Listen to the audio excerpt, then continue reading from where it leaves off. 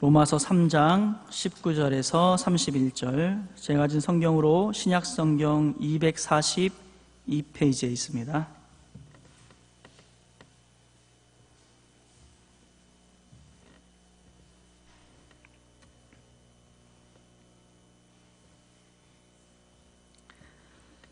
우리가 알거니와 무릇 율법이 말하는 바는 율법 아래에 있는 자들에게 말하는 것이니 이는 모든 입을 막고 온 세상으로 하나님의 심판 아래에 있게 하려 함이라.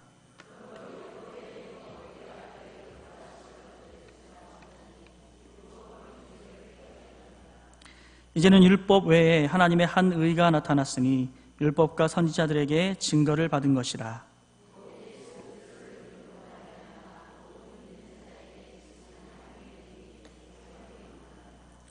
모든 사람이 죄를 범하였음에 하나님의 영광에 이르지 못하더니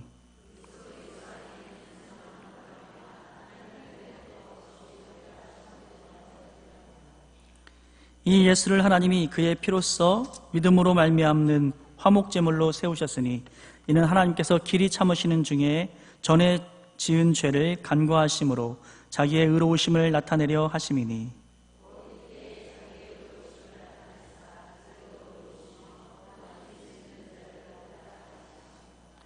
그런즉 자랑할 때가 어디냐 있을 수가 없느니라.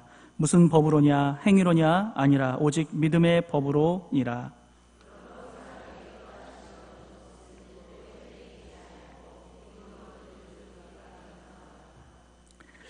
하나님은 다만 유대인의 하나님이시냐 또한 이방인의 하나님은 아니시냐 진실로 이방인의 하나님도 되시느니라.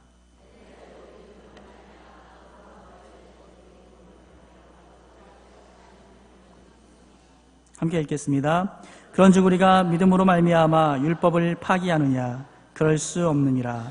도리어 율법을 굳게 세우느니라. 아멘. 우리가 한번 기도하겠습니다. 존귀하신 아버지, 은혜로우신 하나님 감사합니다. 주의 풍성한 사랑과 은혜와 인도하심 가운데 이 수요일 밤 예배로 하나님께 영광 돌릴 수 있도록 우리의 삶과 우리의 마음과 또 우리의 육신을 주장하여 주시니 감사합니다. 이 자리에 주님 앞에 나온 귀한 심령들마다 하나님의 거룩한 성령의 충만함과 임재 속에 거할 수 있도록 역사하여 주시옵소서. 우리의 예배의 자리 가운데 임재하셔서 주님 홀로 영광을 받으시고 또 하나님이 기뻐하는 뜻을 따라 이 모든 예배의 순서와 또 말씀을 전한 부족한 종의 입술을 주관하시며 또 듣는 이들의 귀와 마음을 주님 주장하여 주시옵소서. 오직 주께서 영광 받으시고 은혜 중에 인도하시며 주의 말씀을 따라 순종하는 우리의 삶이 될 수 있도록 주님께서 역사하시고 이끄실 줄 믿습니다. 함께 하실 줄 믿고 감사드리며 우리 주 예수 그리스도의 이름으로 기도하옵나이다. 아멘. 할렐루야. 네, 우리 같이 한번 서로 좀 축복하면서 말씀을 시작했으면 좋겠습니다. 우리 옆 사람, 앞뒤 사람 안아줄 수 있다면 좀 따뜻하게 안아주면서 우리 사랑합니다, 축복합니다. 함께 인사하겠습니다. 사랑합니다, 축복합니다. 예, 감사합니다. 네, 오늘은 웨스트민스터 소요리 문답 제11과죠. 제목은 죄의 비참함의 해결, 은혜 언약이라는 제목입니다. 그러니까 우리의 죄의 비참함과 우리의 죄인됨을 은혜 언약을 통해서 하나님께서 해결해 주시고 또 우리를 구원해 주신다라는 내용인데요. 제가 20번의 문제를 읽으면 여러분이 한번 답을 같이 읽어주시면 좋겠습니다. 제가 문제를 읽겠습니다. 하나님은 모든 인류를 죄와 비참함의 상태에서 멸망하도록 내버려 두십니까?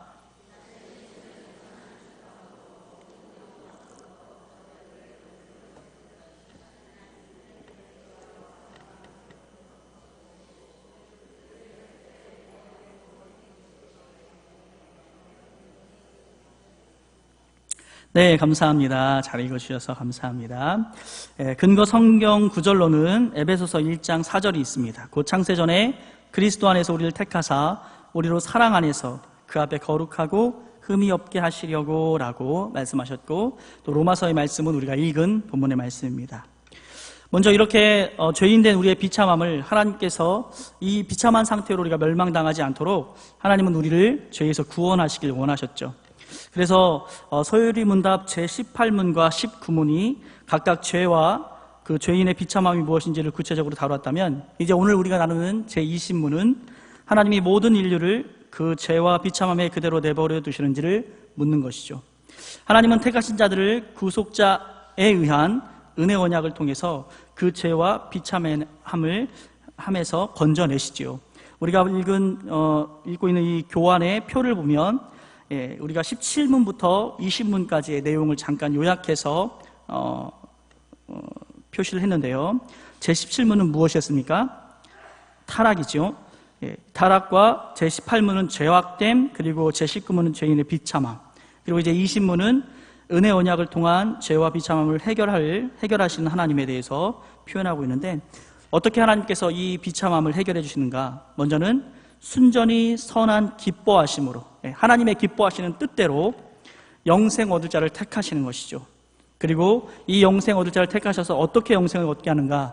구속자에 의한 구원을 위해, 이렇게 하나님의 구원의 모습을 드러내고 있습니다. 그렇다면 먼저 모든 영혼으로부터 어떤 자들을 영생으로 택하신 하나님이란 내용을 우리 한번 살펴보면, 하나님은 어떤 자들을 영생으로 택하셨죠? 이때 중요한 점은 이러한 일이 모든 영혼으로부터 이루어졌다는 것입니다. 여기서 말하는 영혼이라는 것은 절대로 먼 과거, 그러니까 태초 창세 전부터 이런 과거를 지칭하는 말이 아니라는 걸 좀 우리가 잘 새겨두어야 돼요. 사실 하나님께서 태초 전에, 또는 하나님께서 영원 전에 우리를 구원하시고자, 우리를 하나님께서 죄에서 구원하시고자 택하셨습니다. 당신을 예정했습니다 라고 표현할 때 우리는 항상 그 옛날, 내가 태어나기도 전에 훨씬 과거만 항상 생각하는데, 이 영원은, 하나님께 영원이라는 것은 먼 과거가 아니라 시간을 초월하여 과거와 현재와 미래를 동시에 지배하고 관리하시는 하나님의 시간, 그 하나님의 시간을 영원이라고 말하고 있는 거죠. 그래서 시간을 초월하여 지배하시는 영원한 하나님은 영원 전에 어떤 자들을 영생으로 택하신 동시에 또 죄범한 자들의 그 행위에 따른 심판을 계획하신 것이죠. 그리고 두 번째, 자신의 순전히 선한 기뻐함으로, 즉 이걸 다른 말로 표현하면 절대 예정이라고 표현하는데요. 하나님이 영원 전에 어떤 자들을 영생으로 택하실 때 그 근거는 무엇인가? 소리문답 제20문은 하나님이 자신의 순전히 선한 기뻐함으로 택하신다라고 말합니다. 그래서 한마디로 이유가 없다는 거예요. 이 사람은 쟤보다는 착하니까, 이 사람은 교도소에 있는 사람보다는 교도소 안 간 사람들이 착하니까, 이런 식의 어떤 기준이 있거나 어떤 그 사람의 어떤 행동이나 업적이나 그가 가지고 있는 성품이 이유가 되지 않습니다. 오직 하나님의 선한 기뻐함입니다. 오직 하나님이 택하신 자들에 대하여 가지시는 순전히 선한 기뻐함, 그것만이 근거가 되어서 하나님의 절대적인 주권과 절대적인 예정의 주인이 하나님이신 것이죠. 하나님이 이런 선택을 하시도록 영향을 미칠 수 있는 원인이나 조건이 사람에게는 없습니다. 피조물에게 조금이라도 그 원인이나 조건이 있다면 하나님의 은혜와 사랑이 순전히 자유롭다라고 말할 수 없는 것이죠. 하나님의 그 자유로움, 하나님의 그 자신의 어떤 자유롭게 그분의 기뻐하는 뜻에만 의지해서 인간을 구원하시는데, 사람을 구원하시는데 어떤 조건에 의한다면 그 자유 자체가 제한되는 것입니다. 그리고 또 세 번째, 그럼 인간의 비참함을 해결하는 하나님의 방법 세 번째, 죄와 비참함의 상태에서 건져내시고 구속자에 의한 구원의 상태로 이끄시기 위하여라고 표현하고 있습니다. 제18문은 죄가 가져온 하나님과의 교제의 상실, 또 전 속성의 부패를 18문에서 말합니다. 죄악됨에서 이야기하죠. 또 제19문은 비참함이 가져온 하나님과의 교제의 상실, 또 이 생에서의 모든 비참함, 죽음 자체, 그리고 영원한 지옥의 고통에 대해서 19문은 말하고 있죠. 하나님은 이러한 죄와 비참함의 상태에 있는 사람들을 구원의 상태로 이끌기를 원하셨고, 또 죄와 비참함의 상태에 빠진 사람들은 자기 자신을 스스로 구원할 능력이 없으므로 하나님의 도움만이 유일한 해결책이 된 것이죠. 구속자에 의한 구원을 하나님이 준비하고 실행하셔야만 했던 것입니다. 하나님은 이를 위해서 영원전에 어떤 자들을 영생으로 택하신 것입니다. 그리고 하나님 스스로가 이제 은혜 언약으로 들어가시는데요.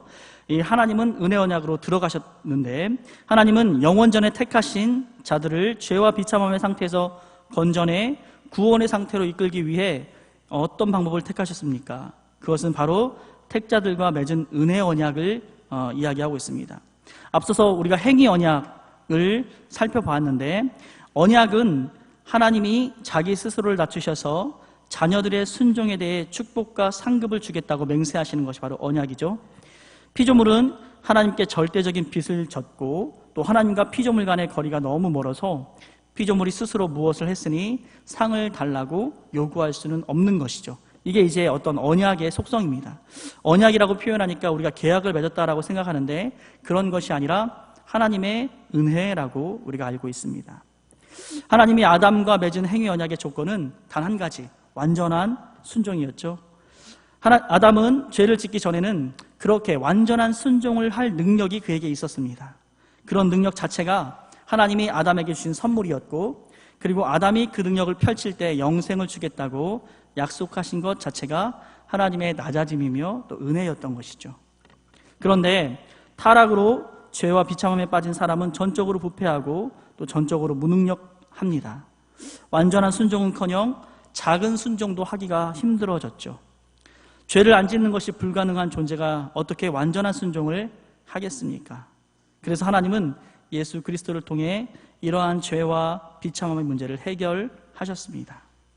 구속자이신 예수 그리스도는 죄책과 전 속성의 부패로 인한 문제를 해결하기 위해 사람이 되시어 고난을 받고 십자가에 못 박혀 죽으셨습니다. 그 죽음은 사람들의 죄값과 더러움을 대신 짊어지신 대속의 죽음이었습니다. 하나님이 영원전에 택하신 자들은 예수님이 죽음으로 획득하신 구원을 믿고 받아들인 자들입니다. 그런데 죄로 인해 전 속성이 부패하여 지식과 의와 거룩함을 잃어버려 지정의 모두가 오염된 이들이 어떻게 그리스도의 신분과 그분의 가치를 알 수 있을까요? 그래서 하나님은 지정의를 잃어버린 사람들이 성령님을 통해 그리스도를 알고 믿게 하셨습니다. 그리스도가 획득한 구원을 성령을 통해 택한 자들에게 적용하신 것입니다. 이렇게 성자 하나님과 성령 하나님을 통하여 구원을 획득하고 적용하시겠다고 택한 자들과 맺은 언약이 바로 은혜의 언약인 것입니다.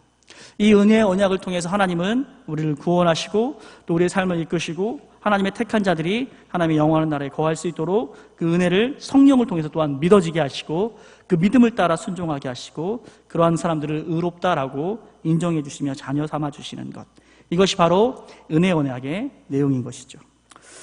우리가 이제 밑에 보면 또 표가 하나 있는데요, 이제 행위 언약과 은혜 언약의 같은 점과 다른 점, 이렇게 표현해서 이 행위 언약과 은혜 언약이 어떤 면에서 같고, 또 사람의 생타나 중보자 조건을 돕는 약속이나 계시에 대한 내용들을, 이런 내용들이 어떻게 다른가에 대해서 짤막하게 표현했습니다. 이건 좀 여러분들이 참고하셔서 은혜 언약과 행위 언약을 이해하는 데 도움을 받으시길 바라고, 제가 이제 본문을 통해서 오늘 잠깐 이제 말씀을 나눠보자면, 오늘 하나님께서는 우리에게 방금 나누었던 것처럼 이 은혜 언약을 우리에게 주셨죠. 즉 구속자 예수 그리스도를 통한 이 은혜만이 우리에게 구원이 된다는 것입니다. 그래서 19절에서도 이렇게 말하고 있습니다. 오늘 우리 19절을 한번 같이 읽어볼까요? 함께 읽겠습니다. 우리가 알거니와 무릇 율법이 말하는 바는 율법 아래에 있는 자들에게 말하는 것이니, 이는 모든 입을 막고 온 세상으로 하나님의 심판 아래에 있게 하려 함이라. 네. 그러므로 율법의 행위로 그의 앞에 의롭다 하심 얻을 육체가 없나니 율법으로는 죄를 깨달음이니라 라고 말하죠. 이 율법이 바로 어떤 언약이었습니까? 행위 언약이었습니다. 행위 언약. 그렇죠? 이 행위 언약, 이 하나님께서 허락하신 율법을 다 지켜야 되는 거죠. 다 지키고 늘 지켜야 됩니다. 그럴 때 우리에게 구원이 있겠다라고 말하는 것이, 완전한 순종을 감당할 때 우리에게 구원이 있겠다라고 말하는 것이 행위 언약인데, 하나님께서는 이것이 불가능하다라는 것을 아셨어요. 그래서 제사제도도 우리에게 필요했던 거죠. 제사제도를 통해서 율법을 다 지키지 못할 때 속죄함을 얻을 수 있도록 하신 방법이 이제 제사제도인데, 이제 예수 그리스도 안에서 이런 제사를 통해서 하나님께 거룩해지고 경건해지고 하나님께 다시 교제가 회복되는 그런 행위 언약은 이제 폐지되고, 은혜 언약을 통해서 그리스도 안에서 그리스도만으로 우리가 의로워지고 그리스도만으로 풍성해지고 그리스도만으로 구원되어지는 이 은혜 언약을 우리 하나님께서 예비하시고 준비하셔서 우리에게 이제 적용시킨 것, 그리스도를 우리에게 허락하신 것, 이게 바로 신약에 일어난 하나님께서 역사하신 하나님 나라의 일이고 또 우리가 지금 누리고 있는 하나님의 은혜인 줄 믿습니다. 그래서 여러분, 우리가 잘 알고 있는 것처럼 24절 말씀을 보면 우리 한번 같이 24절 말씀 함께 읽어볼까요? 같이 읽겠습니다. 시작. 그리스도 예수 안에 있는 속량으로 말미암아 하나님의 은혜로 값없이 의롭다 하심을 얻은 자 되었느니라. 네, 행위 언약의 완전한 순종을 조건으로 해서 주었던 그 행위 언약이 이제 폐지되고 은혜 언약을 받았는데, 이 은혜 언약의 특징은 뭐예요? 은혜 언약의 특징은 공짜라는 겁니다. 공짜. 예, 공짜. 이 공짜라는 데 있어서 여러분, 이게 너무 감사한 거죠. 이걸 여러분 자꾸 묵상할수록 굉장히 감사하다는 것을 우리가 이제 기억하게 되는데요. 여러분, 만약에 여러분 이 그리스도를 통한 구원, 이 그리스도를 통한 믿음으로 말미암는 이 구원이 우리의 어떤 공로나 우리의 노력으로 얻어지는 거라면 얼마나 피곤하고 힘든 게 될까요? 이 정말 가장 귀하고 가장 큰 것은 하나님께서 우리에게 뭘로 주셨어요? 공짜로 주셨다는 것을 우리가 기억할 때 감사하게 되는 거죠. 만약에 여러분, 우리의 심장이 오늘도 지금 이렇게 앉아있지만 이 지금 설교를 듣는 이 순간에도 우리의 심장이 지금 뛰고 있습니다. 그렇죠? 우리의 심장이 그냥 알아서 뛰는 거예요. 자연스럽게. 우리가 뭔가 이렇게 애쓰지 않습니다. 노력하지 않죠. 심장아 뛰어라, 제발 뛰어라. 그렇게 우리가 뭐 이렇게 애쓰거나 뭐 노력하거나 심장이 뛰게 하기 위해서 우리가 하고 있는 일들이 없어요. 그냥 자연스럽게 되는 것이죠. 이게 사실은 이렇게 공짜 같은 거죠. 우리의 뇌 같은 경우도 그렇죠. 우리의 뇌가 여러 가지 호르몬을 관장하고 막 생각과 움직임을 다 관장하는데, 우리의 뇌가 움직이고 우리의 뇌가 생각하고 우리의 뇌가 이렇게 우리 몸을 이렇게 조절하고 이런 거에 있어서도 이게 되게 자연스럽고 그냥 어떤 노력을 해서 되는 것이 아니라 자연스럽게 되는 것이죠. 그러니까 하나님께서는 우리의 몸에서도 그렇고요, 또 우리가 일상을 살아가는 삶에 있어서도 공기 같은 거, 그리고 뭐 물 같은 거, 요즘은 이렇게 물론 물 350원, 500원 뭐 이렇게 슈퍼에서 사 먹고 막 이렇게 작은 물도 팔고 그런데, 하여튼 이 물 같은 거, 공기 같은 거 예전에는 다 이렇게 공짜였고, 다 그런데 이렇게 하나님께서 정말 중요한 거, 귀한 건 우리에게 어떻게 해요? 공짜로 주십니다. 그게 은혜인 거죠. 그렇기 때문에 예수 그리스도도 사실은 공짜여야 맞는 겁니다. 이 풍성한 은혜, 이 풍성한 능력, 하나님의 거룩한 사랑, 이것이 우리에게 공짜로 주어지는 것이죠. 그래서 이 예수 그리스도로 말미암는 속량, 이 속량은 뭐냐면 바로 우리에게 값 주고 샀다는 거죠. 죄의 값으로 죽을 수밖에 없고 죽어있던 우리를 하나님께서 그 예수 그리스도를 값을 주고 우리를 사셨다는 거예요. 그래서 그 값은 주시고 사셨는데, 그 속량한 그 값은 우리가 어떻게 치루어 드릴 수도 없고 우리가 어떤 노력으로 갚아드릴 수가 없는 부분이죠. 그저 하나님의 은혜로 공짜로 우리에게 속량해 주신 그 은혜가 우리에게 있는 것입니다. 이 모든 것들은 그래서 하나님께서 이렇게 말씀하시는 거죠. 우리 28절 말씀 한번 같이 읽겠습니다. 28절을 같이 읽습니다. 함께 읽겠습니다. 시작. 그러므로 사람이 의롭다 하심을 얻는 것은 율법의 행위에 있지 않고 믿음으로 되는 줄 우리가 인정하노라. 아멘. 그렇죠. 여러분 행위로만 한다면, 우리의 행위만 생각한다면 어떻게 됩니까? 우리가 살아왔던 행동들만 생각한다면 우리가 다 지옥에 가겠죠. 천국에 갈 사람은 아무도 없습니다. 우리의 행위로만 살아가고 우리의 행위로만 하나님께 심판한다면 행위의 심판에는 여러분 의로움을 아무도 가질 수 없습니다. 하지만 우리의 행위에 있지 않고 믿음에 있다라고 말합니다. 사람이 의롭게 되는 것은 행동으로 되는 게 아니라 믿음으로 된다라고 표현하고 있는 거예요. 이 말은 여러분 사실 우리가 그렇지라고 믿고 그렇게 생각하고 그렇게 생활하는 것처럼 느끼지만, 사실 여러분 우리가 이 말씀을 그대로 믿고 그대로 내 삶에 적용하는가 생각해 보면 약간 아니라고 할 수 있어요. 아마도 잠잠히 생각해 보면 내가 말씀대로 생각하고 적용하고 있지 못하구나 라는 생각을 하게 돼요. 어떤 경우냐면 행위로 의롭게 된다고 믿고 있는 거예요. 믿음으로만 의롭게 된다라고 자기가 생각하는데도, 그렇게 아는데도 불구하고 이것도 하고 봉사도 하고 예배도 잘 드리고 뭔가 이렇게 내가 행동으로 했던 것들, 내가 어떤 헌신했던 것들, 내가 노력했던 것들, 내가 봉사했던 것이 고스란히 자기의 의가 되어서 살아갈 때가 참 많아요. 이게 어떻게 보면 하나님께 나를 드러내고 하나님께 나를 인정해 주시고 또는 내가 더 어떤 극단적으로 가게 되면 내가 천국 갈 수 있는 이유, 그게 내 행위가 될 때, 내 행위라고 생각할 때가 우리에게는 있습니다. 그런 생각들이 우리 마음속에 자리 잡을 때가 종종 있어요. 이걸 여러분 조심하셔야 되고요. 우리의 어떤 행동이나 행위가 아니라 믿음으로 되는 것이죠. 그리고 이 믿음, 예수 그리스도를 믿음으로 알며 주신 은혜와 그분의 사랑이 감사해서 우리가 봉사하는 것이고, 그것이 감사해서 우리가 섬기는 것이고, 그것이 감사해서 기뻐서 예배하는 것이고, 그것이 감사해서 우리가 어린 자를 세워주는 것이지, 그런 행동이 나의 구원에 영향을 주거나 그런 행동이 내게 어떤 의를 갖다 주기 때문이 아니라는 것을 우리가 바로 깨달아야 될 줄 믿습니다. 바로 은혜의 언약은 바로 이런 것입니다. 우리의 어떤 행동, 어떤 업적, 우리의 노력, 우리의 어떤 고행, 아무것도 우리의 구원에 영향을 줄 수 없고 오직 공짜로 은혜로 주시는 하나님의 구속, 예수 그리스도를 통한 구속, 그리고 하나님의 영원전의 예정하심, 이것이 바로 우리 구원의 근간이라는 것을 오늘 하나님은 말씀하고 계십니다. 그래서 여러분, 우리가 이제 이 죄에 대해서, 우리의 이 죄의 비참함을 해결하는 방법이 오직 하나님의 은혜를 통한 구원에 있다라고 우리가 이젠 알고 있고 믿고 있는데, 그런데 여러분, 우리 성도들을 이 믿음 안에서, 이 은혜 안에서 기뻐하고 자유롭고 풍성하게 하나님의 은혜 안에 살지 못하게 하는 한 가지가 있는데, 저는 그게 바로 죄의식이라고 생각해요. 죄의식.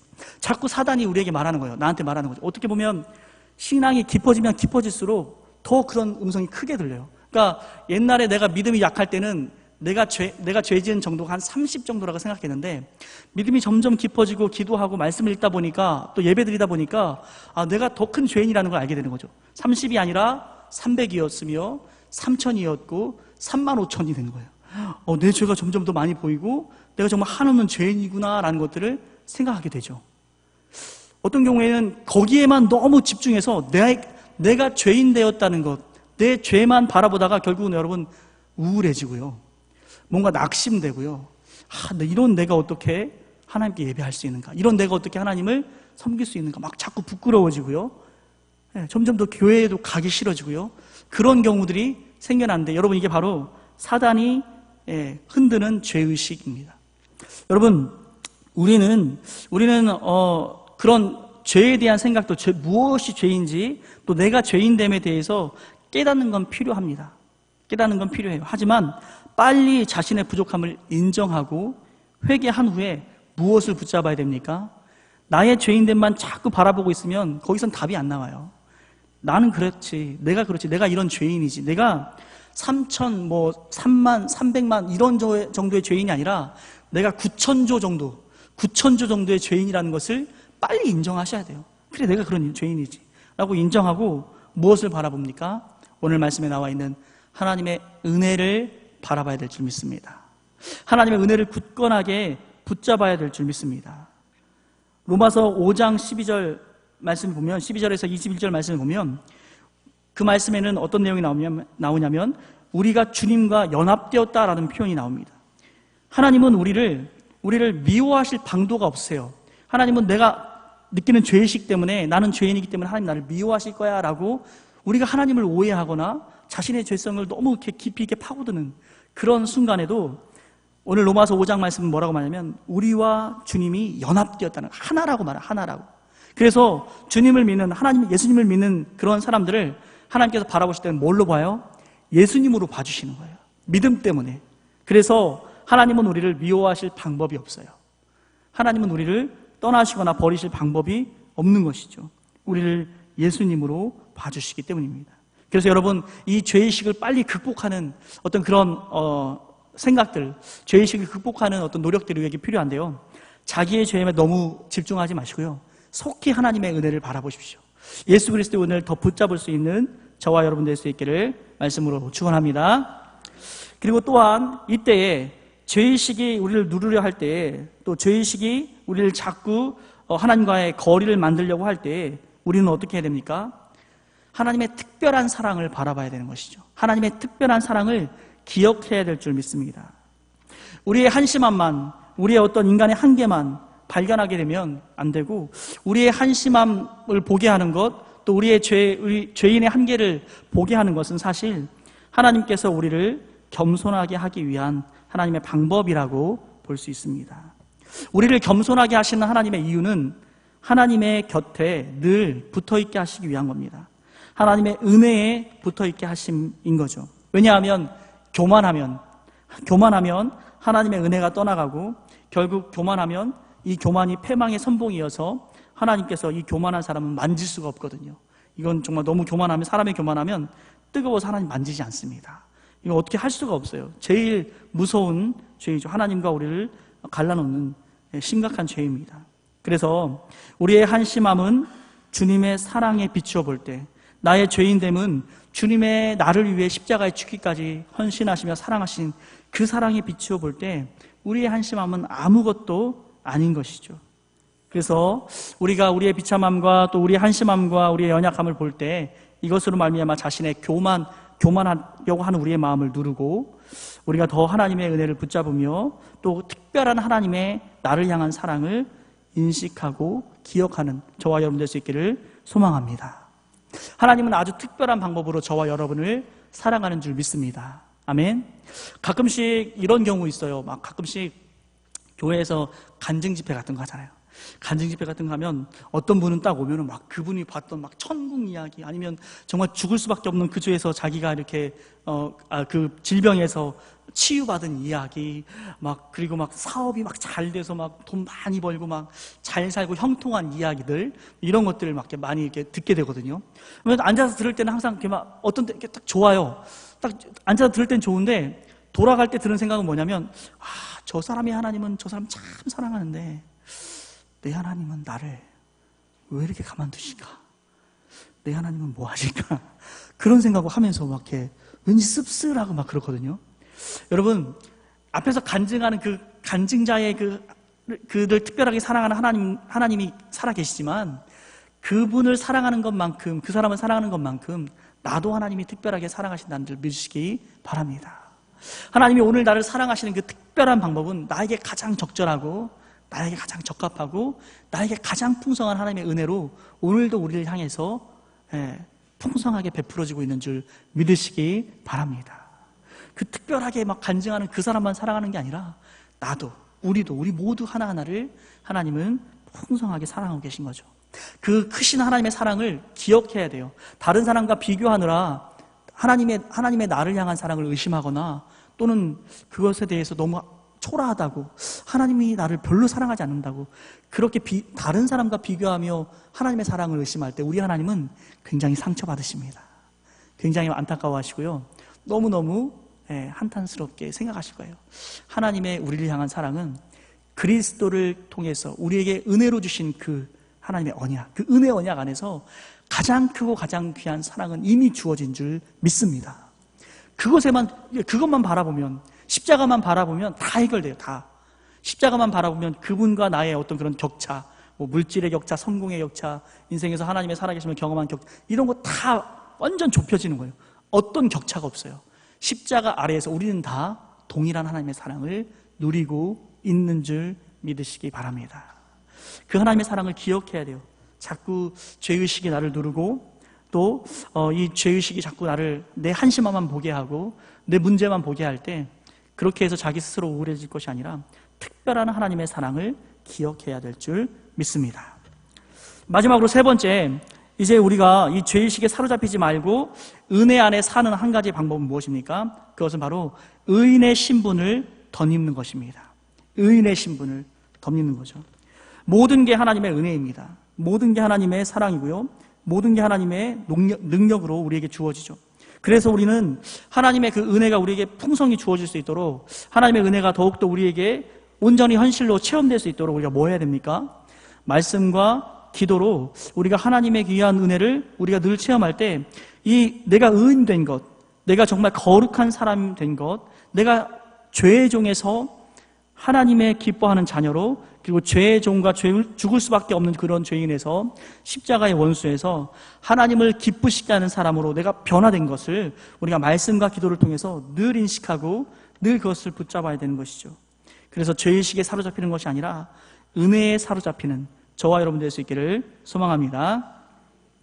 내 행동은 내 어떤 생각이나 내 말이나 또 내가 살고 있는 삶의 처지는 같지만 별로 다른 게 없지만 우리들은 의인의 신분으로 변화된 줄 믿습니다. 우리는 정말 하나님께서 거룩하게 여기고 주님이 기뻐하며 사랑하는 자녀가 되어진 줄 믿습니다. 예수 그리스도를 통해서. 근데 여러분, 이 시대에 이단들은 이런 그 정통 교단들 속에서 신도들이 되게 많이 이단들로 많이 이렇게 이끌려 가는데 바로 이걸 잘 몰라요.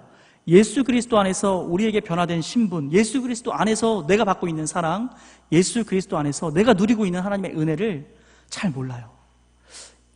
그냥 알고 있다고 말하는데요, 믿고 있다고 얘기하는데요, 그게 그 풍성함에 대해서 잘 몰라요. 그러니까 뭔가 새로운 이야기하고 당신은 용서받지 못했습니다, 당신은 죄인입니다, 당신은 부족합니다 말하면 그런가? 그러면서 이렇게 막 신천지 같은 데로, 그러면서 막 다른 어떤 종교로 그렇게 흘러가거든요. 그러니까 막 그런 사람들은 이단들의 밥이에요. 이단들의 밥. 여러분, 왜 그런가요?